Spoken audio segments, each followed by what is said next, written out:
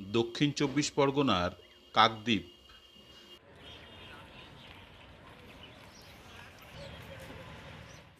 মুড়িগঙ্গা নদীর পাড়ে লট 8 ঘাট,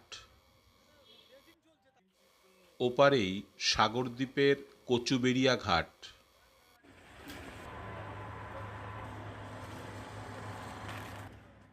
সরকারি লঞ্চে ভাড়া 9 টাকা।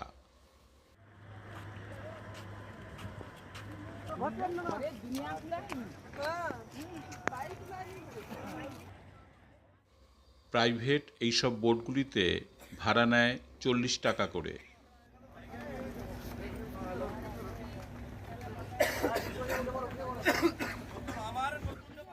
জোয়ার ভাটার ওপর নির্ভর করে এখানকার লঞ্চগুলি চলে, তাই যে কোনো সময়ে যাতায়াতের জন্য এই বোটগুলি ভরসা।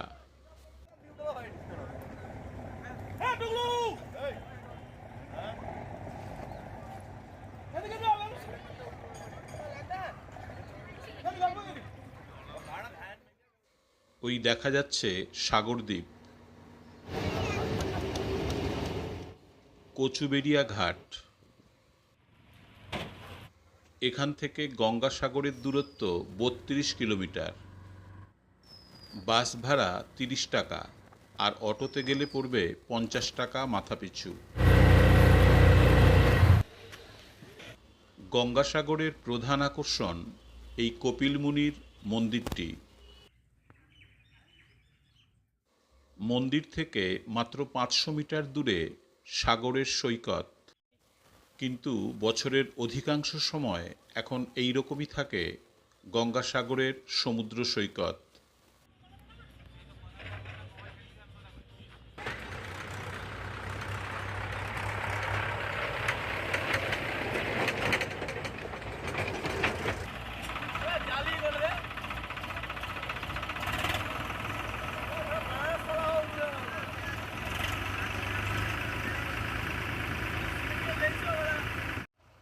সামুদ্রিক ঘূর্ণিঝড় আর জলোচ্ছ্বাস সাগরদ্বীপের নিত্য সঙ্গী।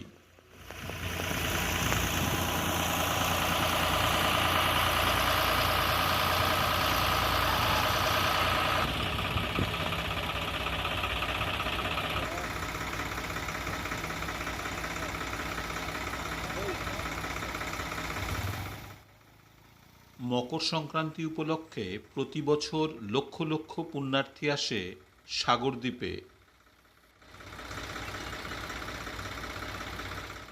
প্রায় 3 কিলোমিটার লম্বা সাগর সৈকতকে তাই স্থায়ীভাবে বাঁধানোর চেষ্টা চলছে। বিশাল এলাকা জুড়ে আগে খুঁটি পুঁতে বাঁধ দেওয়া হচ্ছে, তারপর মাটি ফেলে সেই জায়গা ভরাট করা হচ্ছে।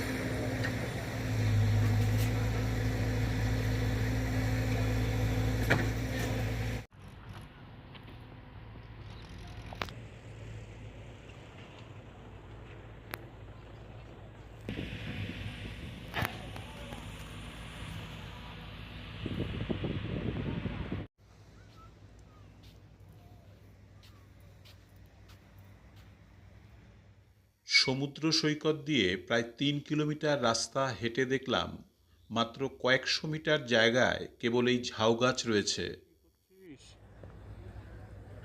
কি করছিস তুই? কি করছিস?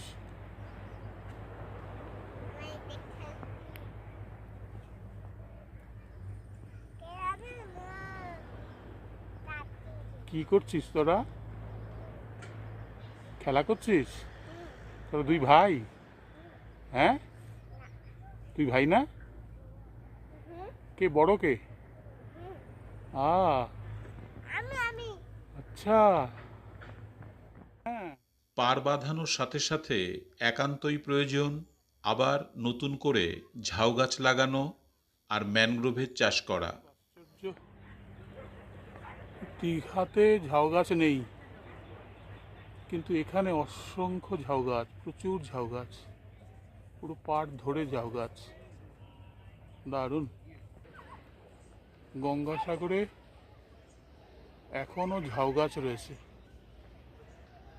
এই যে গঙ্গাসাগরের পাড় ধরে পুরো ঝাউ গাছ।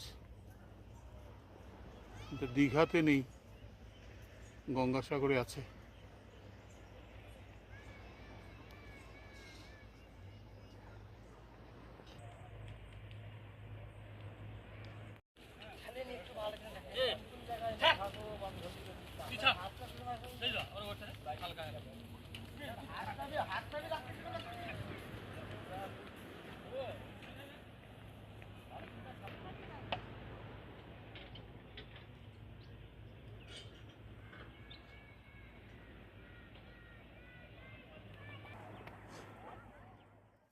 এখন ভাটার সময় চলছে, তাই জল অনেক দূরে। জোয়ারের সময় এই সমস্ত জায়গায় প্লাবিত হয়ে যায়। গত বছরই মুড়িগঙ্গার ওপর দিয়ে সেতু নির্মাণের সূচনা হয়েছে। এই সেতু নির্মাণের কাজ সম্পূর্ণ হয়ে গেলে গঙ্গাসাগরে পর্যটক আসা অনেক গুণ বেড়ে যাবে।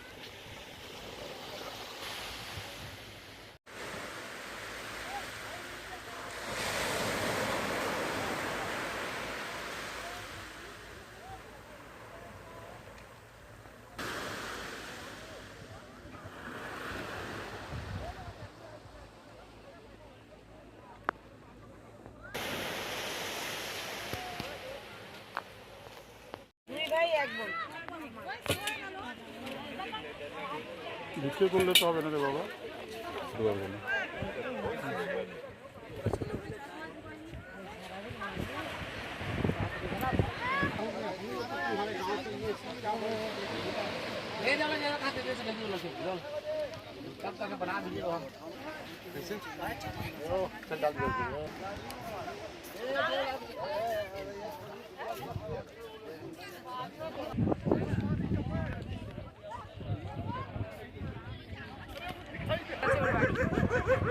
কেমন লাগছে তোমার গঙ্গাসাগর? ভালো লাগছে। সুন্দর জায়গা। হ্যাঁ, সুন্দর জায়গা, ভিড় কম, এটাই ভালো। বেশি ভিড় হলে পরে তো আমি আবার হাঁপিয়ে উঠি। এদের ভালো, বেশি ভিড় হলে বেচাকেনা ভালো হয়, সবই ভালো। হ্যাঁ, বেশি ভিড় হলে পরে তো আমার আবার ভালো লাগে না তখন। ওই জন্য তো বললাম যা আছে তাই এখনই দেখে আসি। সুন্দর একটা, হ্যাঁ।